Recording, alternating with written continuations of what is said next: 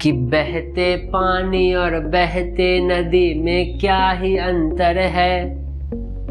कि देखो, एक जगह बहता पानी है और एक जगह बहता नदी है, इसमें क्या ही अंतर है। कि बहते पानी और बहते नदी में क्या ही अंतर है। कि हम माना मुश्किलें हैं लाख पर तू भी कहाँ कम है। कि जिस दिन याद आएगा तू भी सागर को लांघेगा। नमस्कार साथियों, आप सभी का बहुत बहुत स्वागत है चौबीस विजन में। हम एज ए इंडियन, खासकर अगर हम हिंदू कल्चर की बात करते हैं तो वहाँ पर एक रूल है या एक बोल सकते हैं कल्चर का ये पार्ट है कि जब भी कोई स्पेशल डे होता है तो हम लोग क्या करते हैं, जनरली दो चार लोग मिलकर डिस्कस करते हैं। कभी कभी गाना गाते हैं, कभी कभी सिंगिंग करते हैं और बहुत से ऐसे काम करते हैं जो एक नॉलेज के साथ इंटरटेनमेंट भी हो जाए। इसी के लिए कवि सम्मेलन वगैरह भी बना हुआ है। एक तरह से हम नॉलेज एस्पेक्ट को इंक्लूड कर देते हैं, ठीक है। तो मैं तो उतना बड़ा कवि नहीं हूँ, जनरली कवि ही नहीं हूँ, बस थोड़ा सा मैं कविता लिखने की कोशिश करता हूँ। अब चूँकि अपने पास 25 को क्रिसमस है, 27 को गुरु गोविंद सिंह का जयंती है, तो मैंने सोचा कि हम लोग भी एक डिस्कस करेंगे एक कविता के ऊपर। एक कविता लिखी गई है कि एक जनरेशन का अगर गैप देखे कि एक बच्चा है जो कॉलेज में पढ़ रहा है और एक उनके गार्जियन जैसे हमारे पिता, हमारे दादा उसको कुछ बात बोलकर समझाते हैं। तो मैंने बस उस रेफरेंस में कविता लिखने की कोशिश की है और जैसे एक तरह से डिस्कशन के रूप में हम लोगों ने लिखा है, तो आप ज़रूर गौर से सुने, ठीक है। तो चलिए शुरुआत करते हैं इससे कि अब वो अपने दादा या अपने आपके पिता, चाहे जो भी आपके बड़े बुजुर्ग हो, वो ये बोल रहे हैं कि बहते पानी और बहते नदी में क्या ही अंतर है। कि देखो, एक जगह बहता पानी है और एक जगह बहता नदी है, इसमें क्या ही अंतर है। कि बहते पानी और बहते नदी में क्या ही अंतर है। मगर जो गौर से देखे तो एक अनमोल अंतर है।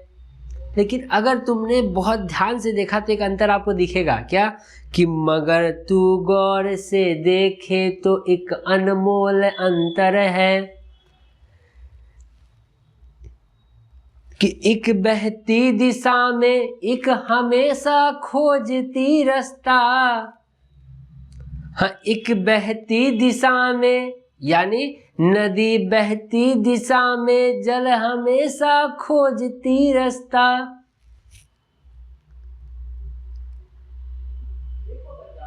कि नदी बहती दिशा में जल हमेशा खोजती रास्ता। तो इसका प्रभाव क्या पड़ेगा कि जैसे नदी एक दिशा में बहती है और जल रास्ता खोजती है, तो इसका प्रभाव क्या पड़ेगा कि जल को चाहिए जल को चाहिए साथी, जल को चाहिए साथी, नदी के साथ सागर है। जल को चाहिए साथी, नदी के साथ सागर है।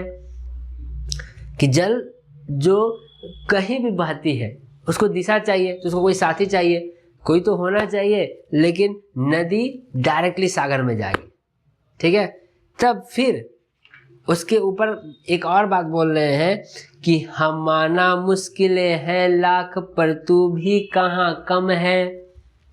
कि मैं ऐसा नहीं बोल रहा हूँ कि मुश्किल नहीं आएगी, तुमको डिमोटिवेशन नहीं होगा। क्यों?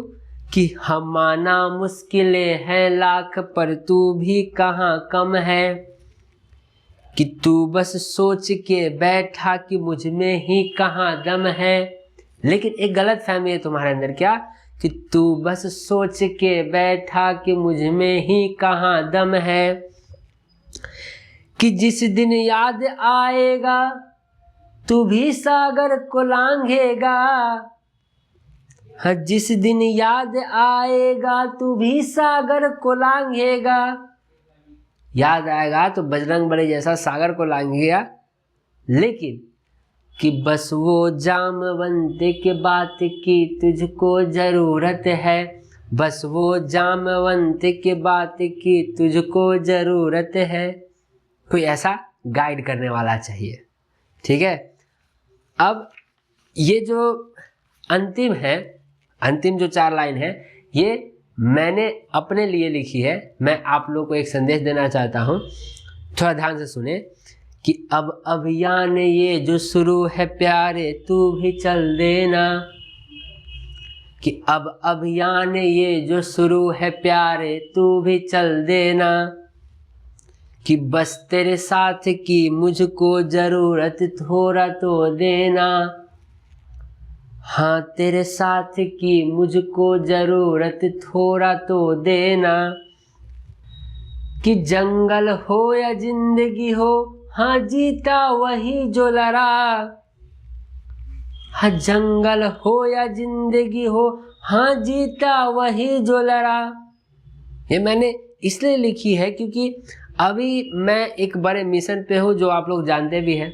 अभी पूरा होगा नहीं होगा इसका तो मुझे आइडिया नहीं है, इसलिए कि जंगल हो या जिंदगी हो हाँ जीता वही जो लड़ा, फिर किस बात का गम होगा लड़के जो मात खाऊंगा, फिर किस बात का गम होगा लड़के जो मात खाऊंगा, नहीं कोई बात का गम होगा लड़के जो मात खाऊंगा।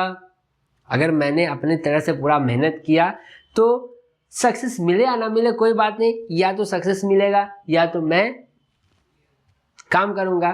तो उम्मीद है कि आपको मेरा जो ये पोएम का थीम है पसंद आया होगा। हम लोग चलते हैं, साथ मिलते हैं, साथ बढ़ते हैं और साथ में ग्रीन एंड विकसित भारत की चर्चा करते हैं, क्योंकि समय बहुत इम्पोर्टेंट है। आज आप देख भी पा रहे होंगे, कुछ घटना आप देख रहे होंगे, तो यहाँ सिर्फ और सिर्फ ग्रीन और विकसित भारत कहने का मतलब सिर्फ कंट्री के लेकर नहीं, हमारे अपने रिलीजन को लेकर भी है। आप बाहर में देख रहे होंगे, जैसे बांग्लादेश के इंसिडेंट देख रहे होंगे और अमेरिका से रिलेटेड इंसिडेंट देख रहे होंगे, और आपने अपने हिस्ट्री को पढ़ा है तो आपको इतना आइडिया तो होगा कि जब भी कभी भी ऐसा होता है, जब हम लोग ऊपर की तरफ जाएंगे तो हमारे कल्चर को, हमारे रिलीजन को दबाने के लिए बहुत लोग कोशिश करेंगे, और इसका बस एक ही उपाय है, अपने आप को मजबूत करना, यानी अपने आप को अपने कल्चर से जोड़ना। इसलिए ये कविता मैंने अपने युवा भाई बहनों के लिए लिखी है, और हम लोग सब मिलकर ग्रीन एंड विकसित भारत को प्रमोट करेंगे। तो हम लोग नदी की तरह दिशा में रहें और एक दिन सागर के साथ जरूर मिलेंगे। जय हिंद, जय भारत।